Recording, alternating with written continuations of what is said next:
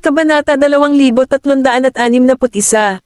Kailangan ko bang ulitin ang sinabi ko, Mr. Weatherby? Nagulat si Royce at kinakabahang sinabi, hindi. Ako, nagsisinungaling ang babaeng ito. Nang makita niya sina Nolan at Maisie, napuno ng pag-asa ang kanyang mga mata. Lumapit siya sa kanila at nagpaliwanag, Mr. at Mrs. Goldman, kailangan ninyong maniwala sa akin. Lahat ng sinabi ko ay totoo. Tiningnan siya ni Nolan ng walang ekspresyon ng walang sinasabi. Napangiti si Maisie at sinabing, malinaw na nagsalita ang aking manugang. Mr. Weatherby, sa tingin mo ba mas magaling ka sa sarili kong anak? Hindi yun ang ibig kong sabihin. Lumapit si Colton kay Freya at itinulak ito sa kanyang likuran. Gusto mo bang ipakita ko sa iyo ang footage mula sa security camera?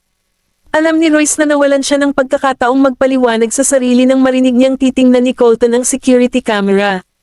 Nagsimulang tumulo ang butil ng malamig na pawis mula sa likod ni Royce. Lumuhad siya sa harap ni Colton at nakiusap para sa kanyang awa. Paumanhin, Mr. Goldman. Kasalanan ko ang lahat. Sana mabigyan mo ako ng isa pang pagkakataon. Kung tutusin, may cooperation pa rin tayo. Hinawakan ni Colton ang kanyang kwelyo at sinuntok siya sa kanyang mukha, dahilan upang siya ay dumausda sa mesa at walisin ang mga plato ng prutas at baso sa sahig. Nagulat ang mga tao sa paligid at napaatras ng ilang hakbang. Coleman. Lumapit si Maisie at pinigilan siya. Umuumbok ang mga ugat mula sa likod ng kamay ni Colton, at duguan ang kanyang mga mata. Hindi niya binitawan si Royce at nagpatuloy sa paghampas dito, patawarin mo na. Ang lakas ng loob mong ay patong ang maruruming kamay mo sa babae ko. Sa tingin mo ba mapapatawad kita? Gulat na gulat si Royce kaya napadila siya. Ay, pasensya na. Pangako hindi ko na uulitin. Itinulak siya ni Colton palabas ng pinto at pinunasan ang kanyang suit. Ipinatawag niya ang mga bodyguard at iniutos, ilabas mo siya rito. Dinala ng mga bodyguard si Royce. Umiling si Maisie. Napakaganda ng isang buwang pagdiriwang ng kaarawan, ngunit isang masamang mansanas ang Samira dito. Ang magandang bagay ay ang komedya ay hindi lumala sa ilalim ng tulong ni Colton at Nolan. Nagpatuloy ang lahat sa pagkain at inumin na parang walang nangyari. Maya-maya, dumating na si Daisy at ang iba pa sa Goldman Mansion. Matapos malaman mula kay Barbara ang tungkol sa nangyari kay Freya, pumunta sila ni Cameron upang tingnan si Freya sa kanyang silid. Nakaupo si Freya sa isang sopa na may hawak na tasa ng mainit na tsaa. Tila, natakot siya sa pangyayaring ito, at ngayon lang siya natauhan. Nandito na pala kayo. Umupo si Daisy sa tabi niya at nagtanong, Are you okay, Freya? Umiling siya, ayos lang ako. Crossing her arms in front of her chest, Cameron said, parang huli na tayo. Kung nandito lang kami ng kaunti, tatalunan ko siya to the point na pati mga magulang niya ay hindi na siya makikilala. Kapag nagpanggap siyang lalaki noon, lagi niyang pinaninindigan ang mga babaeng inaabuso ng mga lalaki. Kahit gaano pa karaming tao ang makuha nila, she would beat the hell out of them. Humalaklak si Freya at sinabing, salamat, guys. Pero okay na ako ngayon. Ngumiti si Daisy at sinabing, ngayon ay isang buwang pagdiriwang ng kaarawan ni Charm, kaya kailangan nating maging masaya. Ngayong wala na ang masamang tao, lumabas tayo at ipagdiwang ang kaarawan ni Charm. Tumanggo si Freya, ibinaba ang tasa, at sinundan sila pabalik sa bulwagan. Tumagal ng 2 oras ang pagdiriwang bago ito tuluyang natapos. Ang lahat ng mga kaibigan at miyembro ng pamilya ng Goldmans ay nagtipon para sa isang group photo. Si Charm ang pangunahing pinagtutuunan ng pansin ng araw, kaya umupo siya kasama si Titus sa gitna. Umupo sina Nicholas, Nolan, at Maisie sa kaliwang bahagi ni Titus. Sa kanan ay sina Freya at Colton, habang sina Daisy at Knowles ay nakatayo sa tabi ni Nolan at Maisie. Si Waylon at Cameron ay nakatayo sa likod ni na Freya at Colton. Ang mga taong nakatayo sa likod na hanay ay ang mga tao mula sa Butchers at ang Cliffords mula sa Octavia. Kabanata 2362. Si Didi, Beatrice, at ang anak ni Francisco na si Chadwick Boucher, lahat ay nakaupo sa paligid ni Charm at may magandang larawan din. Kinuha ni Cameron ang larawan sa loob ng kotse at nakakunot ang noo na nagtanong, bakit kailangan kong magpakuha ng larawan ng pamilya kasama kayo? Si Waylon, na nagmamaneho ng kotse, ay hinawakan ang kanyang mga labi gamit ang kanyang daliri at tumawa. Binabati kita sa pagiging isa sa mga Goldman, kung gayon. Inikat niya ang ulo niya. Hindi pa ako isa sa mga Goldman. Sumulyap si Waylon sa kanya at huminto. Tumalikod ito at lumapit sa kanya. So, kailan mo gustong opisyal na maging isa sa mga Goldman? Hindi sumagot si Cameron. Hinaplos ni Waylon ang gilid ng kanyang mga mata gamit ang daliri nito at matamang tinitigan ang mga labi nito. Napalingon siya saglit, at pagkatapos ay dumapo sa kanya ang isang pares ng magiliw at mainit na labi. Nagsalubong ang mga pilikmata niya habang nakapatong ang mga kamay sa dibdib niya. Palalim ng palalim ang pagbagsak niya sa halik nito. Biglang may kumatok sa pinto, at iyon ang nagpabalik kay Cameron sa realidad. Dali-dali niya itong tinulak palayo, at namula ang pisngi sa kahihiyan. Ibinaba ni Waylon ang kanyang bintana. Yumuko ang pulis at sinabi sa mabagsik na boses, "Sir, fire lane ito. Hindi para sa iyo na ay parada ang iyong sasakyan." Bahagyang tumanggaw si Waylon sa kanya at sinabing, "I'm sorry." Biglang nakaramdam ng pagkahilo ang asawa ko, kaya wala akong choice kundi tumigil dito. Bigyan mo ako ng tiket. Babayaran ko ito pagbalik ko. Nang makita kong gaano siya kagalang-galang at hindi maganda ang pakiramdam ng babaeng nasa passenger seat, sinabi ng pulis trapiko, "Naiintindihan ko na nag-aalala ka sa iyong asawa. Hahayaan na kita sa pagkakataong ito, ngunit sa susunod na pagkakataon ay huwag kang pumarada sa fire lane." Ngumiti si Waylon sa kanya at sinabing, "Oo naman. Salamat, opisyal." Pagkaalis ng pulis trapiko, inikat ni Waylon ang bintana at umalis ng hindi nagmamadali. Ibinaon ni Cameron ang kanyang mukha sa kanyang palad. Hindi niya inaasahan na nahulog na siya hanggang sa punto na kailangan niyang makipagtulungan sa kanya sa pagsisinungaling sa pulisya ng trapiko. Sumulyap si Waylon sa kanya at tumawa. "Anong mali? Natatakot ka ba? Parang minamaliit kita. Maaari ka pang magsinungaling sa pulis na iyon ng may tuwid na mukha." Pinalaki ni Cameron si Waylon. Mula sa simula hanggang sa huli, napakalma ng mukha ni Waylon na walang maghay-hinala na nagsisinungaling siya. Napilitan siyang magpanggap na masakit ang tiyan niya, pero natakot talaga siya. Inikat ni Waylon ang manibela pakaliwa at bumagal sa intersection kung saan nagkakasalubong ang mga tao. Ang mga tao ay palaging kailangang magsinungaling para sa isang dahilan. "Wala ka bang sinabing kasinungalingan?" Sumandal si Cameron sa likod ng upuan. "Magsinungaling ka, ha?" Walang sabi-sabi na ginawa niya ito noon. Walang sino man sa mundong ito ang hindi kailanman nagsisinungaling bago sila isinilang. Kung tutusin, kahit isang maliit na puting kasinungalingan ay itinuturing din na kasinungalingan. Sa gabi, sa Seaview Villa, ibinalik ni Colton si Charm sa kanyang kwarto. Matapos siyang maibaba ng marahan sa crib, bumalik siya sa kanyang silid. Nakatayo si Freya sa harap ng kisame hanggang sa sahig na bintana. Tumingin siya sa looban sa bintana at tila medyo nasa ilalim ng panahon. Lumapit si Colton sa kanya, at lumingon siya para tingnan siya. "Pasensya na sa abala ngayon, Colton. Hindi ko ine-expect na may mangyayaring ganyan sa birthday celebration ni Charm." "So, sa tingin mo ikaw ang may kasalanan?" Natigilan si Freya sa tanong ni Colton. Ibinaba niya ang kanyang ulo. Hindi ko akalain na kasalanan ko. Dahil hindi mo naman kasalanan, bakit sa tingin mo pinaghirapan mo kami? Hinawakan siya ni Colton sa kanyang mga braso at ipinatong ang kanyang baba sa kanyang ulo. "Wala kang ginawang masama, hindi mo kailangang gumawa ng anumang konsesyon sa sinuman. Huwag kalimutan na isa ka sa mga Goldman. Hanggat hawak mo ang titulong iyon, wala kang dapat ikabahala." Humalaklak si Freya at itinaas ang ulo para tingnan siya. "Oo. Totoo na isa ako sa mga Goldman at wala akong dapat ipag-alala, ngunit may pagkakaiba. Kung kailangan kong umasa sa iyo at hindi mo na ako mahalin sa hinaharap, wala akong maiiwan." Kumunat ang noo ni Colton. "Sinong nagsabi sa iyong hindi na kita mamahalin sa hinaharap?" Tinulungan siya ni Freya na tanggalin ang kanyang kurbata at nagpatuloy. "Kung kailangan kong umasa sa iyo para sa lahat, kailangan kong manatiling mababa at pabor sa iyo sa hinaharap. Hindi lang iyon, ngunit kailangan kong mag-alala na iwan mo ako. Ni hindi ko magamit ang sarili kong mga ideya. Hindi ito ang buhay na gusto ko." Kabanata 2363. Hinawakan ni Colton ang kamay niya. "Freya, ikaw. So, nakapagdesisyon na ako." Hinawi ni Freya ang kanyang kurbata, ginulo ang kanyang kwelyo. Habang papalapit siya sa kanya, sinabi niya, "I will make myself stand as close to you as possible. Hindi mahalaga kung hindi ko maabot ang iyong tangkad. At least, kailangan kong ipakita sa lahat na hindi ako inutil kung wala ka." Noong una, inisip ni Colton na may sasabihin siya na parang gusto niyang umalis muli. Hindi niya inaasahan ang ganoong bagay mula sa kanya, at saglit siyang natigilan. Maya-maya, hinawakan siya nito sa kanyang mga braso. Ang mga niya na ilaw sa labas ng bintana ay naglagay ng anino sa kanila. Kailan ka babalik? Iniyakap ni Freya ang kanyang mga braso sa kanyang leeg at sumagot, bukas ng hapon, kaya. Inipit siya ni Colton sa bintana at hinalikan. Hinubad niya ang jacket niya at ibinagsak iyon sa sahig.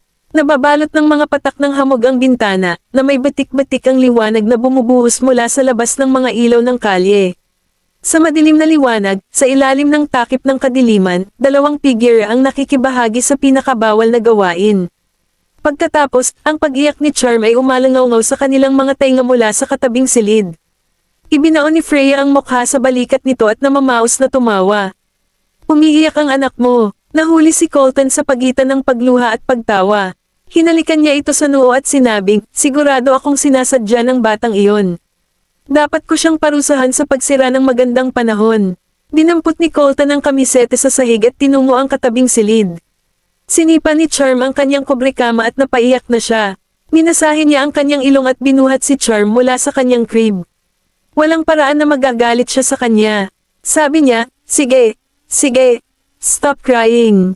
Alam mo kung gaano kahirap para sa iyong mga magulang na magkaroon ng ilang pribadong oras para sa kanilang sarili, paano mo ito masisira? Siguradong sinasadya mo yun, di ba? Maya-maya pa ay tumigil na sa pag-iyak si Charm at bamulong nang hindi niya maintindihan. Marahang tinapik ni Colton ang likod niya at walang sabi-sabing, okay, patatawarin kita. Hindi mo kailangang humingi ng tawad.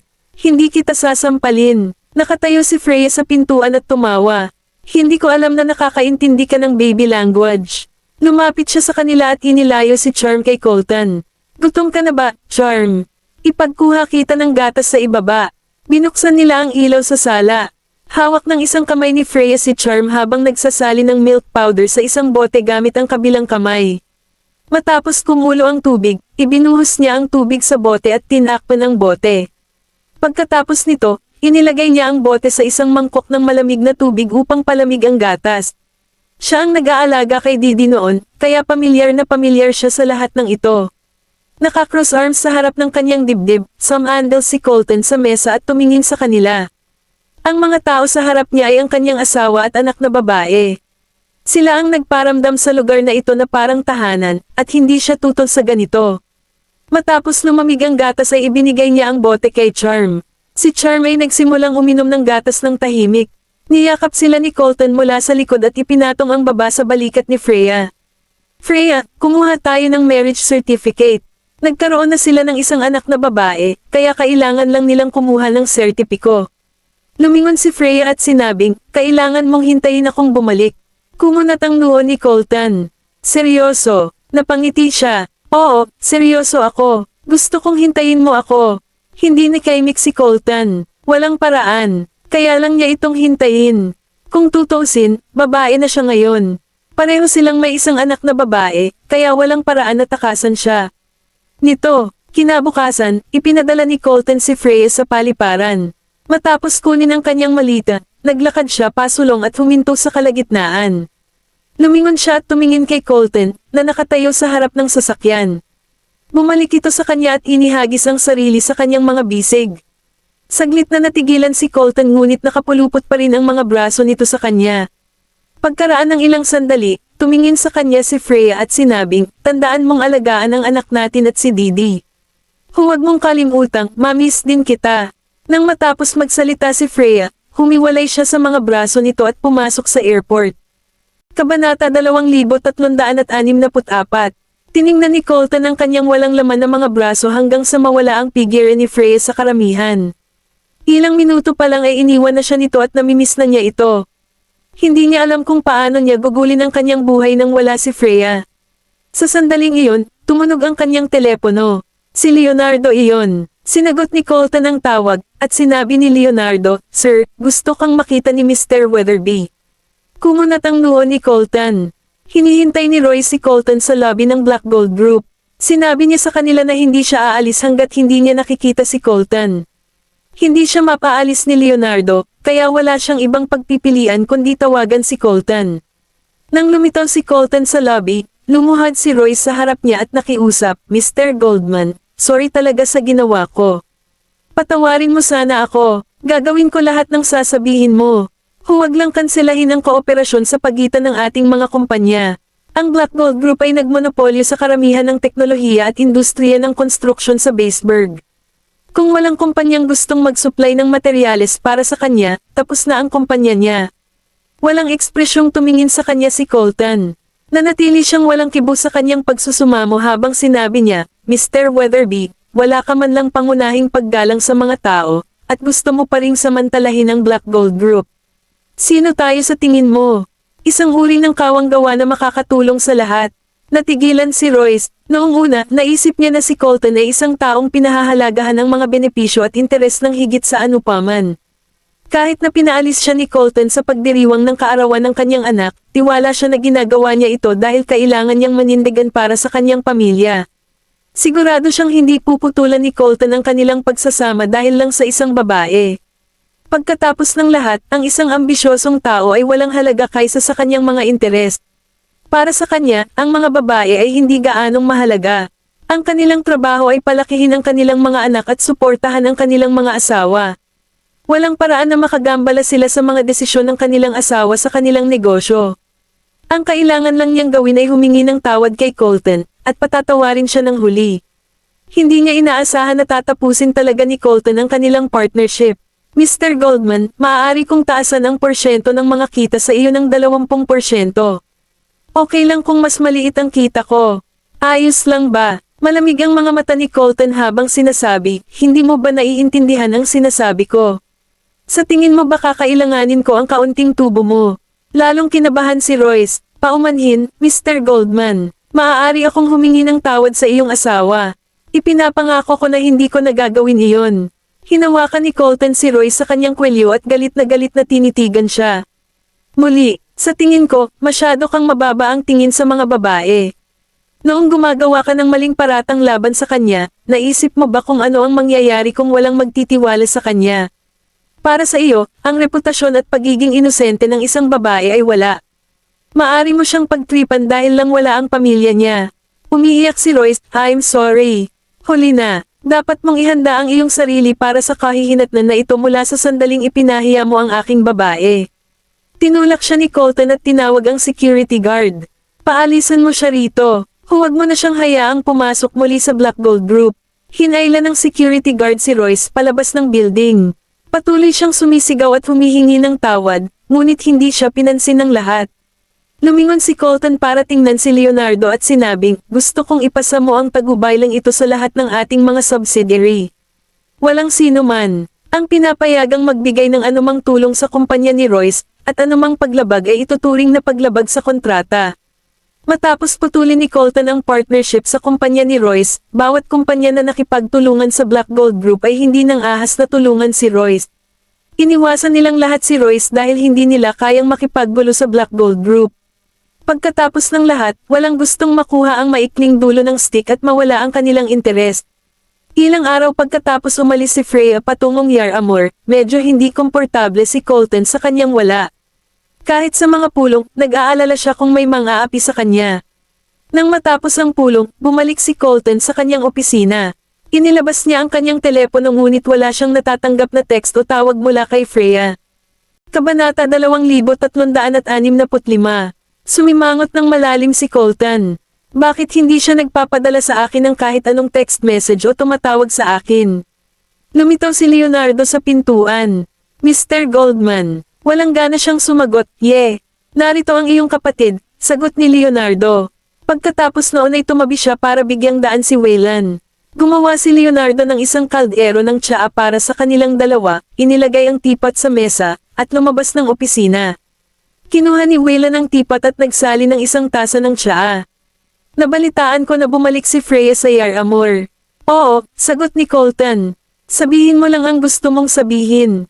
Tayong dalawa lang ang nandito. Napangiti si Waylan. Alam niyang may bumabagabag kay Colton. Sumandal si Colton sa likod ng upuan at sinabing, ilang araw na ang nakalipas mula nang bumalik siya sa Yaramore, ngunit hindi pa niya ako tinatawagan. Nag-aalala ako sa kanya. Tumawa si Waylan. 4 na araw pa lang. Walang dapat ipag-alala. Pinag-cross ni Colton ang kanyang mga braso sa harap ng kanyang dibdib at sumagot, kailangan man lang niya akong tawagan. Inilagay ni Waylon ang tasa sa harap ng kanyang mga labi at sinabing, baka may nasagasaan siya. Nang makitang medyo hindi na mapakali si Colton, tumawa siya, kung nag-aalala ka sa kanya, maaari kang pumunta sa Yar Amor para makasama siya. Kumunat ang noo ni Colton. Ngunit paano ang tungkol sa kumpanya? Puno na ang isip mo sa kanya ngayon. Kailangan mong mag-alala tungkol sa kanya at sa kumpanya sa parehong oras. Sa tingin mo ba kaya mong pamahalaan ang dalawang bagay ng sabay-sabay? Sabi ni Waylon habang humihigop ng tsaa. Pagkatapos, nagpatuloy siya ng mahinahon. Halos hindi ka nagpahinga mula noong kinuha mo ang Black Gold Group. Matagal mo nang kasama si Freya. Binigyan ka pa niya ng anak pero hindi mo pa siya binibigyan ng titulo. I'm sure ayaw mo na maulit yung nangyari sa birthday celebration, diba? Totoong ipinanganak ni Freya ang kanilang anak. Gayunpaman, sa mga mata ng mga tagalabas, si Colton ay nag-propose lamang sa kanya. Hindi pa sila nakakakuha ng marriage certificate. Nabuntis si Freya bago siya ikinasal. Kahit nakinilala siya ng mga Goldman bilang kanilang manugang, ito ay isang katotohanan na hindi pa nila napapatunayan ang kanilang kasal. Mariing idiniin ni Colton ang kanyang mga labi at sinabing, napag-usapan ko na ang pagpaparehistro ng kasal natin sa kanya. Anong sabi niya? Sinabi niya na hintayin siyang bumalik. Napangiti si Waylon. Well, nagkaroon ka ng pagkakataon na sabihin iyon, ngunit hindi mo ginawa, kaya maaari ka lamang maghintay ngayon. Hindi nakaimik si Colton. Sa pag-iisip niya, totoo pala na parang hindi niya gaanong nakakasama si Freya. Wala man lang silang disenteng date noon. Nagpa siya si Colton na gumawa ng inisyatiba upang tumawag, ngunit ang telepono ni Freya ay naka-off. Lalong lumakas ang masamang pakiramdam sa loob niya. Pinaikit ni Waylon ang kanyang mga mata. Anong problema? Ini-off niya ang phone niya. Hindi niya maaaring i-off ang kanyang telepono nang walang dahilan. Kinuha ni Colton ang kanyang jacket at bumangon. Waylon, iiwan ko ang kumpanya sa pangangalaga mo. Nang hindi na hinintay na magsalita si Waylon, umalis na siya. Walang magawang tumawa si Waylon. Hindi niya inaasahan na aalis sa kumpanya ang kanyang kapatid na workaholic. Samantala, sa Yar Amor, nagsusumbong si Freya sa pulis mula nang nanakaw ang kanyang telepono. Pagkatapos noon, bumili siya ng bagong numero ng telepono at pumunta sa malapit na convenience store para tumawag sa landline. Ilang oras na nakahold ang tawag bago ito sinagot. Hello, Papa, ako po ito. Natigilan si Brandon. Faye, sumakay si Freya ng taxi para bumalik sa Pruitt Manor. Sa kabutihang palad, may dala siyang pera. Halo-halo ang nararamdaman niya habang papasok sa looban, kung saan ilang taon na siyang hindi nakakabalik. Minsan na siyang bumalik pagkatapos ng pagkamatay ng kanyang kapatid. Pagkatapos, hindi na siya tumuntong sa looban na ito. Binuksan ni Brandon ang pinto at natigilan siya nang makita si Freya. Faye, ikaw ba talaga yan? Tumanggaw si Freya. Niyaya siya ni Brandon sa bahay. Habang naglilinis siya ng mesa, inilibot ni Freya ang paligid ng bahay. Nanatiling pareho ang lahat sa sala. Gayunpaman, ang mga maid at butler na iyon ay wala kahit saan. Walang laman iyon, at nalungkot siya. Kabanata 2366. Binuksan ni Brandon ang refrigerator, at wala itong laman kaya medyo nahihiya siya. Matagal na akong hindi naghahanda ng makakain. Dapat maupo ka muna. Lalabas ako para bumili ng mga ingredients. Anong gusto mong kainin ngayong gabi? Umupo si Freya sa couch. Kahit ano ay gagawin. Naglakad si Brandon sa entranceway, kinuha ang kanyang coat, at isinuot. Sige, lalabas muna ako. Pinigilan siya ni Freya. Tatay, tumalikod si Brandon at saglit na natigilan. Idinagdag ni Freya, sasama ako sa iyo. Pumunta ang mag-ama sa supermarket para bumili ng mga sangkap at pagkain. Matagal nang hindi lumalabas si Freya kasama ang kanyang ama. Malabo niyang naalala na ilang taong gulang pa lamang siya noong huling beses na inilabas siya ng kanyang ama para maglaro. 20 taon na ang lumipas sa isang kisap mata. Sa pamilya na mayroon siya noon, ang kanyang ina ay napaka-agresibo, at ang kanyang ama ay lubhang duwag, at ang kombinasyong iyon ay naging dahilan upang ang relasyon nila ng kanyang ama ay lumayo ng palayo. Tila hindi na alam ni Brandon kung paano makisama sa kanyang anak. Siya ay tila napakaingat dahil sa takot na mapot. Tumayo siya sa harap ng stand para pumili ng mga sangkap na kailangan para magluto ng pagkain. Tinanong siya kung ano ang nagustuhan niya sa daan. Dahan-daang tumugon si Freya, Tay, Pumili ka na lang ng kung ano mang sangkap na maaari mong lutuin. Hindi naman ako masyadong mapili. Matapos mabili ang lahat ng mga sangkap at bumalik sa Pruitt Manor, nagsimulang maghanda si Brandon ng hapunan. Biglang natagpuan ni Freya ang isang kulay kahel na pusa na nagtatago sa ilalim ng sopa. Iniunat niya ang kanyang mga braso at isda ang kulay kahel na pusa mula sa ilalim. Matapos itong tingnang mabuti, napagtanto niyang natroma at nabulag ang kaliwang mata nito. Inilagay niya ang kulay kahel na pusa sa kanyang mga hita at hinaplos ang balahibo nito. Nagpumiglas ito noong una, ngunit nang makitang walang masamang hangarin si Freya, humiga ito sa tiyan at tumigil sa paggalaw. Nagdala si Brandon ng hapunan sa mesa pagkaraan ng ilang oras. Tanong ni Freya, ano ang nangyari sa mata ng pasang ito? Sumagot si Brandon, bahagi na itong bulag nang tanggapin ko ito. Nagulat siya, ito ay isang ligaw na pusa. Inayos ni Brandon ang pinggan. Oo, nakita kong gumagala ito sa paligid. Mukhang nakakaawa, at walang may gusto, kaya pinasok ko ito. Medyo tahimik at desyerto ang manor, at mabuti na nandito ito. Gumalaw ang mga mata ni Freya, at inilapag niya ang kulay kahel na pusa. Nagmamadaling tumayo ang pusa sa paanan ni Brandon at hinimas ang ulo nito sa kanyang bukong-bukong. Kinuha ito ni Brandon. Gutom na dapat simulan mo munang kumain. Papakainin ko. Napatingin si Freya sa hapunan sa mesa. Ang lahat ng mga ulam ay ginawa mula sa mga sangkap na kanilang binili, at siya ang nagluto ng lahat ng ito. Nang makita niya iyon, bigla siyang may naalala, pumunta siya sa refrigerator, at binuksan iyon. Ito ay hindi na walang sangkap sa refrigerator. Kaya lang walang mga sariwang sangkap. Matagal na silang nakaimbak sa refrigerator, at may mga natira rin sa mga nakaraang araw. Bakit hindi ko naamalayan? Noong nakatira pa ang nanay ko at si Ken, may mga katulong kami, kaya nasanay na si tatay na pinaglilingkuran. Ngayong wala na ang nanay ko at si Ken, dapat nagtago siya ng katulong o kasambahay para sa sarili niya. Gayunpaman, ang lahat ng mga katulong sa manor ay malayong natanggal sa trabaho. Mula nang sabihin niyang wala siyang sariwang sangkap, nagsimula akong maghinala sa kanya.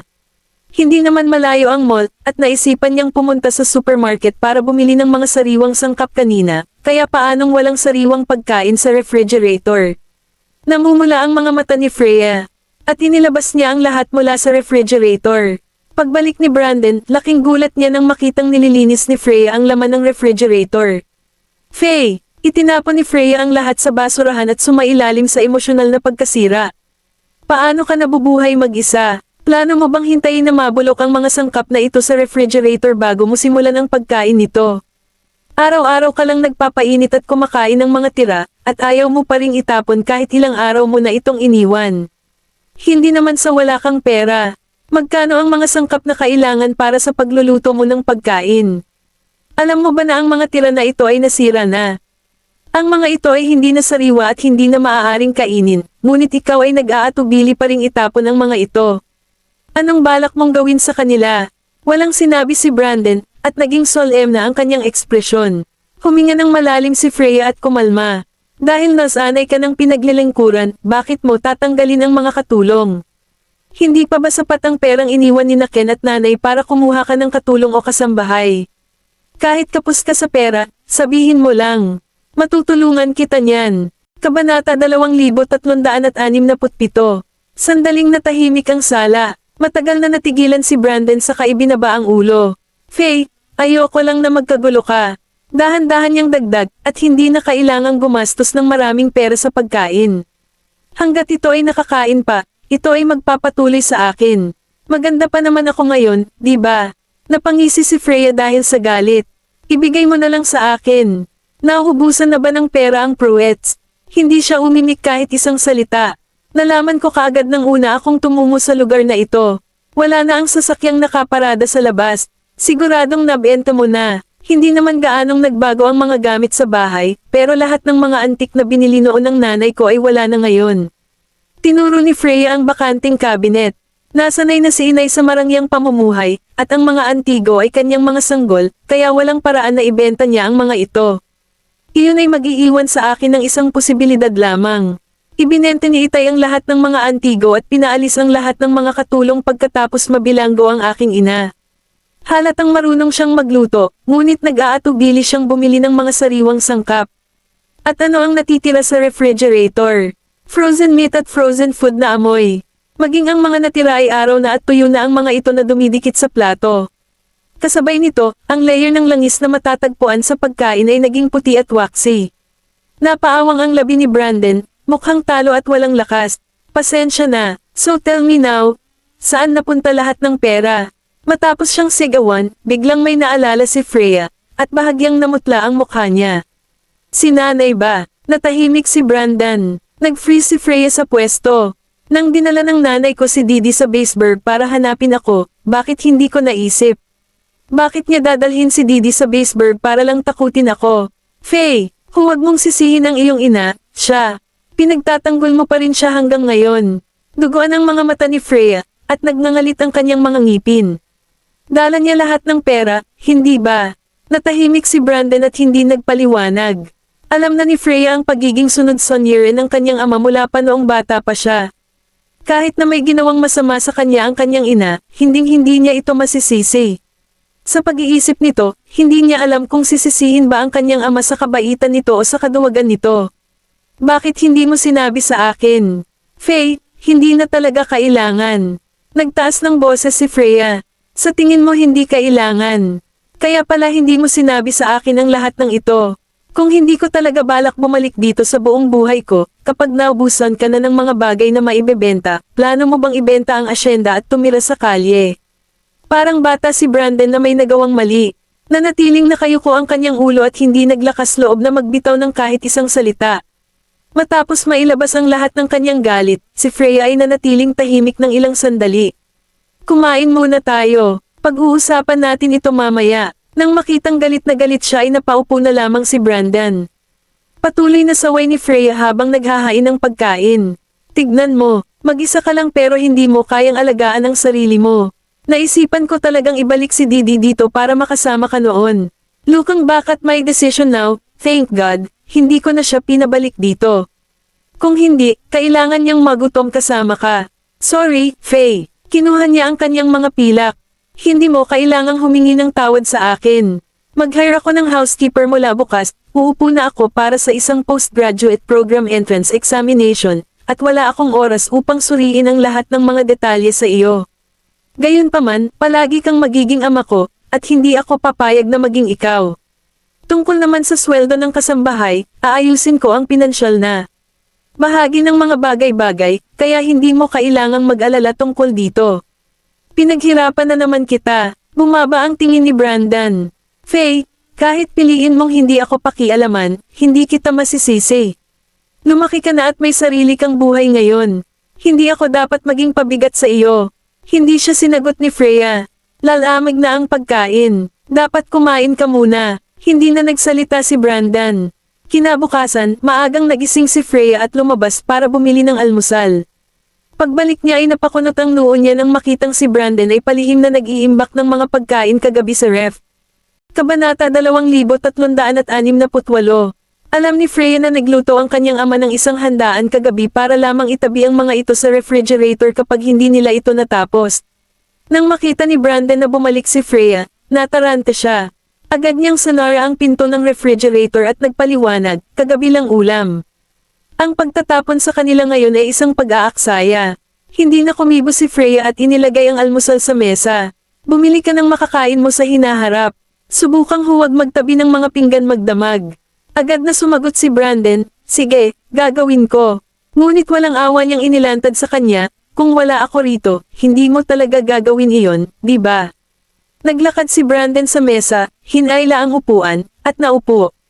Plano mo bang bumalik sa kolehiyo para sa pagsusulit sa pagpasok sa postgraduate program? Binalatan niya ang selyo ng sarsa ng keso, kumuha ng tinapay, at isinawsaw ito sa keso. Oo, babalik ako sa kolehiyo ngayon. Magsasalita pa sana si Brandon nang tumunog ang doorbell. Bumangon si Freya, pupunta ako. Lumapit si Freya para buksan ang pinto at laking gulat niya nang makita niya ang lalaking nakatayo sa labas. Parang panaginip. Si Colton ay nakasuot ng Amerikana, gray na scarf, at ilang casual at komportableng damit. May malite din sa tabi niya. Ang kanyang mukha ay mukhang naninigas dahil sa lamig ng panahon, at isang malamig na aura ang bumalat sa kanyang katawan mula ulo hanggang paa. Bumalik sa katinoan si Freya. Colton, bakit ka? Freya Pruitt, bakit mo pinatay ang iyong telepono? Natigilan siya. Lumipad lang ba siya dito para hanapin ako dahil hindi niya ako matawagan? Faye, sino yon? Lumabas si Brandon at napatulala nang makita si Coleman na nakatayo sa may pintuan. Napalingon si Freya. Bumalik ka na at tapusin ang almusal mo. Okay, hindi na naglakas loob pang magtanong si Brandon at bumalik na sa dining hall para kumain ng almusal. Isinara ni Freya ang pinto at hinawakan ang malamig na kamay ni Colton. Nagpunta ka ba dito para hanapin ako dahil hindi mo ako maabot? Ano pa ang magiging dahilan? Mukha ba akong tao na wala nang magandang gawin? Bahagyang nainis si Colton. Alam mo ba kung gaano ako nag-alala? Hindi ka ba marunong tumawag o mag-text para ipaalam sa akin na okay ka lang? Tsaka pinatay mo pa yung phone mo. Akala ko talaga may nangyari na sayo. Tinitigan siya ni Freya at tumawa ng malakas. Nawala ko ang aking cellphone at kakariso lang ng aking SIM card. Huminga ng malalim si Coleman at sinapo ang kanyang noo. Cellphone mo lang nawala. Walang ibang nangyari. Tumaas ang kilay ni Freya. Gusto mo ba talagang may mangyari sa akin? Siyempre hindi. Nakatiptoe si Freya, hinalikan siya, at saka tumawa. Pasensya na po, mas mabuti na ba ang pakiramdam mo ngayon? Paano magagalit si Colton sa mismong sandaling ito? Kahit naiinis siya, matagal na itong nawala. Niyakap siya nito sa kanyang mga bisig. Huwag mong isipin na malalampasan mo ito sa isang halik lamang. Idiniin ni Freya ang daliri sa labi niya. Nandito ang tatay ko. Kung may gusto ka maliban sa halik, it'll be enough from me. Kung gayon kailangan kong mangolekta ng kaunti pang interes. Kinurot ni Colton ang kanyang baba at muling hinalikan ang kanyang labi. Pagkatapos ng ilang sandali ng matalik na pagkakasalubong, bigla siyang itinulak ni Colton, tumalikod, at bumahing. Namumula ang kanyang ilong dahil sa lamig ng panahon. Ngumisi si Freya at hinawakan ang kamay niya. Pumasok ka. Umupo si Colton sa sopa, at binuhusan siya ni Freya ng isang baso ng maligamgam na tubig. May gustong sabihin si Brandon, ngunit hindi siya naglakas loob na sabihin iyon dahil natatakot siyang magalit ang kanyang anak. As such, he said after finishing his breakfast, Faye, I've eaten my breakfast already. Aakyat muna ako sa taas. Anong gagawin mo sa taas? Kailangan mo siyang mamili sa tanghali. Natigilan si Brandon. Ha, kumunat ang noo ni Colton. Kailangan ko rin pumunta. Napatingin si Freya sa kanya.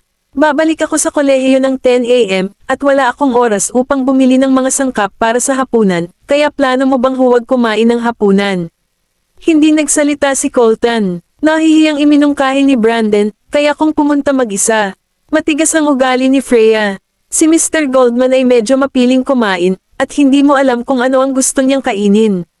Guest siya, kaya hindi natin dapat pabayaan ang kagustuhan niya pagdating sa hapunan. Hayaan mo na lang siyang magtag kapag namimili ka mamaya. Hindi ako kukuha ng hindi bilang sagot. Kabanata 2369. Hindi naman naglakas loob na tumanggi si Brandon, kaya isama na lang niya ang kanilang bisita. Bahagyang damilat si Colton. Bisita? Bibisita lang ba ako? Yumuko si Freya at sumulyap sa kanya. Kung hindi, ano pa ang gusto mong maging? Nandito ka ngayon sa bahay ko, so sinong papakinggan mo? Si Colton ay nagngangalit ang kanyang mga ngipin at tumugon sa mahinang boses, okay, makikinig ako sa iyo. Tama na yan, good boy. Kumuha ng pera si Freya at itinulak ito sa kanyang kamay. Para sa grocery shopping ito. Huwag kang mamili, hindi nakaimik si Colton. Matapos bumalik sa kolehiyo si Freya, pumunta si Colton sa supermarket kasama si Brandon upang bumili ng ilang sangkap, ngunit hindi gaanong nag-usap ang dalawa, kaya medyo naging awkward ang kapaligiran. Sa bagay, hindi naman nila masyadong kilala ang isa't isa. Hindi masyadong nagustuhan ni Colton ang pamilya ni Freya dahil kina Sandy at Ken. Gayunpaman, si Brandon ay ama ni Freya, kaya nagpakita pa rin siya sa kanya ng ilang paggalang. Paano ko kayo haharapin? Si Brandon ang unang bumasag sa katahimikan dahil medyo nahihiya siya na hindi niya alam ang pangalan ng lalaki. Parang walang pakialam siya. Coleman Goldman. Nagtanong muli si Brandon, kung gayon, ano ang relasyon mo kay Faye? Kumunat ang noo ni Colton. Alam ni Mrs. Pruitt ang tungkol sa relasyon namin ni Freya, pero hindi niya alam. Nang makitang hindi sinagot ni Colton ang kanyang tanong, hindi na nagpatuloy si Brandon sa pagtatanong. Marahil ay napagtanto niya na hindi siya masyadong gusto ni Colton, at hindi niya nais na maging sanhi ng labis na problema sa kanyang anak na babae sa pamamagitan ng pagkagalit sa kanyang panauhin. Nang makita ang pagkabalisa ni Brandon, naisip ni Colton na binubuli niya ang matandang ito bago sila dumating sa supermarket. Kaya naman, hinimas niya ang tungkin ng kanyang ilong. Ano sa tingin mo ang relasyon natin? Naguguluhan si Brandon. Nagde-date ba kayo? Tumugon si Colton ng isang ugong. Isang masayang ngiti ang ibinigay ni Brandon. Mabuti, natutuwa akong marinig iyon. Naisip ni Colton na siya ay gaganap na katulad ni Sandy dahil ang relasyon ni Freya sa kanya ay tiyak na magandang balita para sa kanya. Magsasalita pa sana siya, dahan-daang nagsalita si Brandon. I can finally rest assured na may nag-aalaga sa kanya. At least hindi niya kailangang magdusa mag-isa. Siya ay may napakalakas at matigas na personalidad, kaya hihingi ako ng tawad sa iyo at salamat sa ngalan niya para sa mga bagay na gagawin mo para sa kanya sa hinaharap. Nilunok ni Colton ang mga salitang gustong kumawala sa kanyang bibig at binagalan ang kanyang lakad. Habang itinutulak ni Brandon ang shopping cart sa stand para piliin ang mga sangkap na gusto niya, tila hindi niya namalaya na nahuli na pala si Colton. Sabi ni Faye, wasteland ka daw pagdating sa pagkain mo. Natatakot ako na hindi mo magustuhan ang pipiliin ko, kaya tandaan mong sabihin sa akin kung ano ang gusto mong kainin. Gumalaw ang mga mata ni Colton, at sumagot siya pagkaraan ng ilang sandali, anything will do. Bumalik sa Baseburg, sa Black Gold. Pumunta si Colton sa Yaramore, kaya kinailangan ni Waylon na pansamantalang kunin ang kumpanya. Iniulat ni Leonardo kay Waylon ang tungkol sa lahat ng hindi natapos na pagsasaayos. Binaliktad ni Waylon ang dokumento. Ano itong wine party na nagaganap ngayong gabi? Sinulyapan ni Leonardo ang itinerary. Tungkol ito sa pagtutulungan ng Dominic Constructions mula sa port area at sa amin. Matagumpay na nakuha ni Mr. Goldman ang proyekto mga kalahating buwan na ang nakalipas. Alam niya kung kailan siya aalis sa trabaho. Pinunasan ni Waylon ang kanyang mga templo, nanunuya, isinara ang mga dokumento sa kanyang mga kamay, at inilagay ang mga ito sa mesa. Pagkatapos ay dadalo ako sa party kasama ang kanyang pagkakakilanlan. Nagulat si Leonardo, gamit ang kanyang pagkakakilanlan. Hindi niya maintindihan kung ano ang ibig sabihin ni Waylon sa sandaling iyon hanggang sa gabing iyon nang dumating siya para sunduin si Waylon, doon siya nabigla. Mr. Gold, may nunal sa gilid ng mata ni Waylon, at maging ang hairstyle niya ay halos replika ng kay Colton. Kung hindi alam ni Leonardo na nag-abroad si Colton, halos mapagkakamalan niya itong si Colton. Sinabi ni Leonardo, ang pagkakahawig ay talagang hindi ka panipaniwala. Hindi naman sa hindi ako nagbibihis sa kanya noon. Tara na, sabi ni Waylon nang makapasok na siya sa sasakyan. Si Leonardo ang nagmaneho ng kotse sa Century Hotel, at si Waylon ay pumasok sa banquet hall kasama si Leonardo. Pagkapasok nila sa bulwagan, isang lalaking nasa katanghaliang gulang na may dalang baso ng alak ang bumati kay Waylon at nakipag-usap sa kanyang hindi masyadong matatas na Ingles. Mr. Goldman, nandito ka na sa wakas. Kabanata 2370. Sinalubong siya ni Waylon ng handshake. Mr. Warren, sorry kung pinaghintay kita. Ikinaway ni Harold ang kanyang kamay. Na, kasi simula pa lang namin. Halika, ipapakilala kita sa ilan sa aking mga kasosyo sa negosyo. Pinangunahan ni Harold si Waylon sa ilang matatandang lalaki at masigasig na ipinakilala siya. Lahat sila ay may ilang mga antas ng pakikipagtulungan sa Dominic Constructions. Ito ay sina Mr. Nixon Weber, Mr. Torres Zanfes, at Mr. Malin Holland. Tumango si Waylon sa bawat isa sa kanila. Tumawa si Nixon. Matagal ko nang gustong makilala ang pangalawang tagapagmana ng Goldmans. Ngayong nakilala na kita ng personal, mukhang kahanga-hanga kagaya ng mga sabi-sabi. Gaya ng inaasahan sa anak ng maalamat na si Nolan Goldman. Mahinhin na tumugon si Waylon, nambobola mo ako, Mr. Weber. Napabuntong hininga si Nixon. Kung hindi dahil sa katotohanan na hindi ka na available at okupado, tiyak na ipapakilala ko sa iyo ang aking anak na babae. Dagdag pa ni Torres, wala na bang ibang batang tagapagmana? Ang nakatatandang kapatid ni Mr. Goldman. Dapat kamukha niya si Mr. Goldman. Dinampot ni Waylon ang baso ng alak sa mesa at walang sabi-sabing tumawa. Sa pagkakataong iyon, isang boses ang nagmula sa likuran. Tatay, inilapat ni Waylon ang bibig ng baso ng alak sa kanyang mga labi at natigilan ng ilang segundo. Itong babaeng ito, si Minzy Holland. Tanong ni Malin, bakit ka nandito? Huminto si Minzy sa tabi niya at sinabing, naparito ako para tingnan ang paligid. Dama po ang tingin niya kay Waylan, at bahagyang nagulat siya. Ipinakilala siya ni Malon kay Waylan. Ito si Coleman Goldman, ang pangalawang batang tagapagmana ng Goldmans.